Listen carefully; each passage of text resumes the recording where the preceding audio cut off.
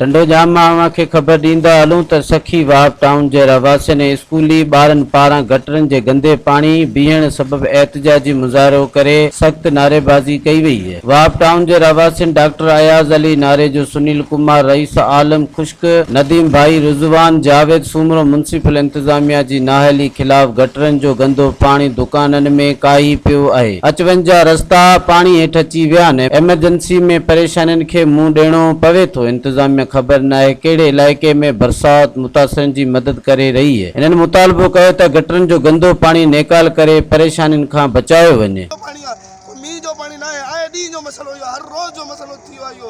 असांखे सफ़ाई खपे, असांजे ठेकेदार खे हिदायत ॾियो। हीअ हालत आहे, हीअ असांजी हालत आहे, असांजा कारोबार फिटी आहिनि, असांजा दुकाननि में अंदरि पाणी आहे, ॾींहं असांजो मसलो आहे, ॾींहं नाली भरिजी थी वञे, मींहं जो पाणी न आहे, नाली जो पाणी आहे।